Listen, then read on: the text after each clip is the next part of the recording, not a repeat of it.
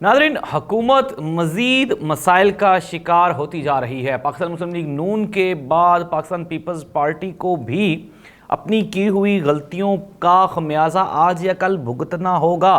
नाज़रीन, पंजाब में पाकिस्तान तहरीक इंसाफ के बाद पाकिस्तान पीपल्स पार्टी के रहनुमाओं पर भी हमले, गिरफ्तारियाँ, ये सब कुछ क्या हो रहा है? आइंदा 24 घंटे में पाकिस्तानी सियासी पस मंज़र पे बड़ी तब्दीली आने वाली है। सुप्रीम कोर्ट एक मरतबा फिर आज इलेक्शन का केस सुन रही है। आज आगे क्या होगा, ये सब कुछ और बहुत कुछ आज के प्रोग्राम में।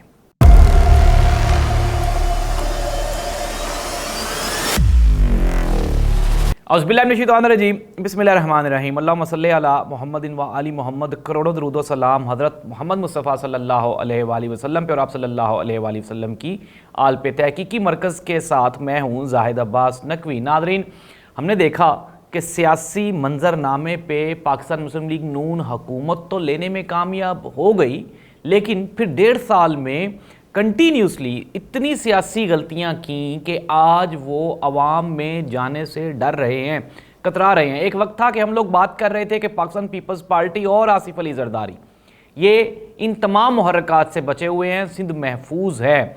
लेकिन नाज़रीन, इक़्तिदार का लालच और नशा और हवस ये बहुत बुरी है।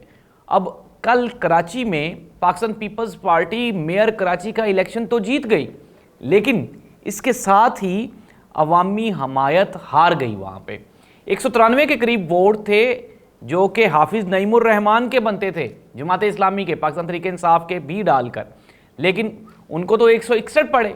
दूसरी साइड पे 171, 72, 73 वोट लेने वाले मुर्तज़ा वहाब जो हैं वो मेयर कराची मुंतखब हो गए।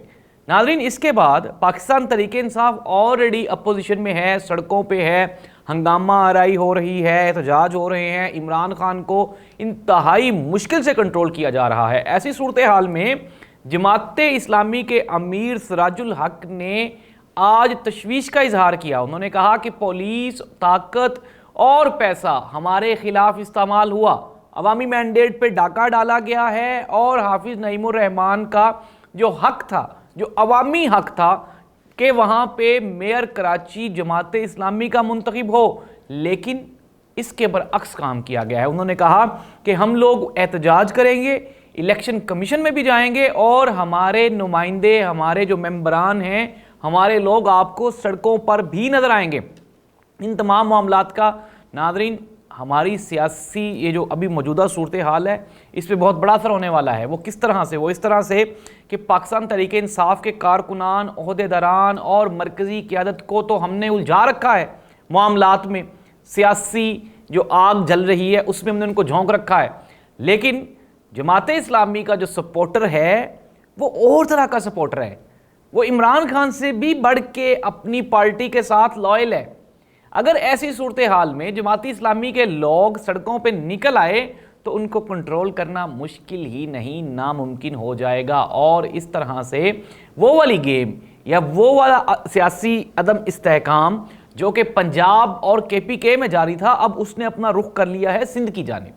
एक छोटी सी ये जो सेक्रीफाइस थी पाकिस्तान पीपल्स पार्टी को बहुत बड़ा कर सकती थी। पाकिस्तान पीपल्स पार्टी का कद बड़ा कर सकती थी, सियासी कद बड़ा कर सकती थी। इवन के पाकिस्तान पीपल्स पार्टी के अंदर से कई लोगों ने इसकी मुखालफत की और उन्होंने कहा कि हमारी पार्टी एक जमहूरी पार्टी है और हम जमहूरी इक़्तिदार और रवायात को परवान चढ़ाने वाले हैं।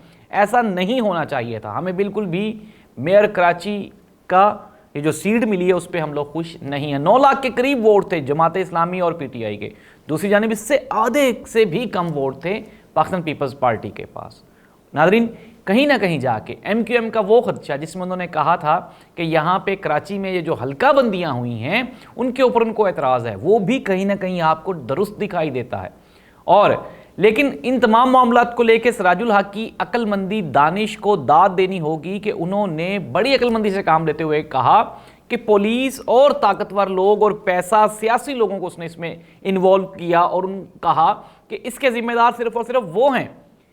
अगर आप यहाँ पे जज्बाती हो जाते और अपना नुकसान करना होता तो फिर आप पाकिस्तान के इदारों को इन्वॉल्व करते। सिराजुल हक इसलिए दाद के मुस्तहिक हैं कि उन्होंने इदारों की तरफ जाने की बजाय डायरेक्ट सियासी जो लोग हैं उनको पकड़ा है, और इसलिए ये जो पैंतरा है अब ये मजबूत दिखाई देता है, जिसका नुकसान पाकिस्तान पीपल्स पार्टी को भुगतना होगा। कुछ लोगों का ये ख्याल था, कोई सियासी एनालिसिस भी थे कि शायद हो सकता है आने वाले दिनों में पाकिस्तान पीपल्स पार्टी मरकज़ में हुकूमत बनाए।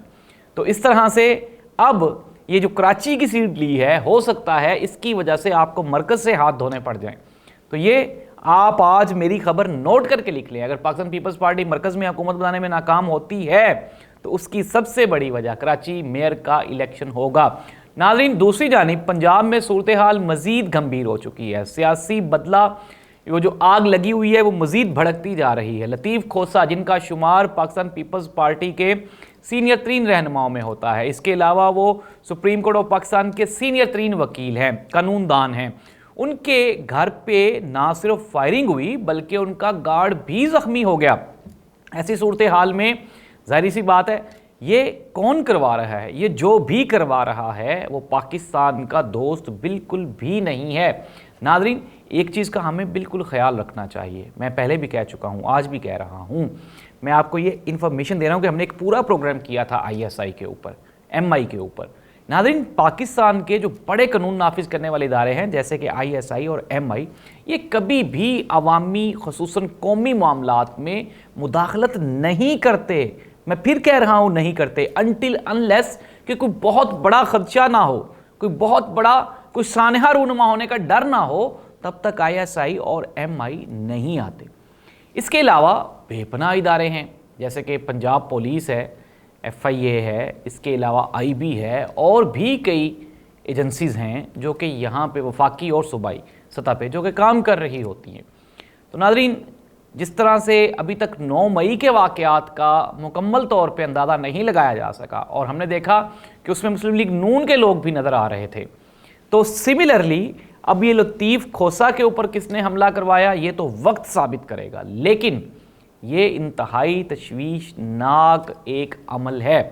एतजाज़ हसन ने भी इसको कंडेम किया और कहा कि ये बुज़दिलाना फेल है। दूसरी जानिब अगर हम लतीफ़ खोसा साहब का बयान सुने और देखें तो उन्होंने कहा कि हम आइन, कानून और जमहूरियत के साथ खड़े थे, खड़े हैं और खड़े रहेंगे। कुछ लोगों का ये भी ख्याल है कि चूँकि लतीफ़ खोसा और इसके अलावा एतजाज़ अहसन, ये दोनों वकला इमरान खान को सपोर्ट कर रहे हैं हिडन बाय, आप ये देखिए कि वो कहते हैं कि बैकडोर से राब्ते हैं इनके इमरान खान के साथ, तो हिडन सपोर्ट है इनकी इमरान खान के साथ। हम देख भी रहे हैं कि ज़मान पार्क में आए रोज़ कुछ 200, 400, 500 के करीब वकला जा रहे हैं और वो इमरान खान से मिल रहे हैं। क्या इमरान खान जो है वो चुप करके बैठ गया है?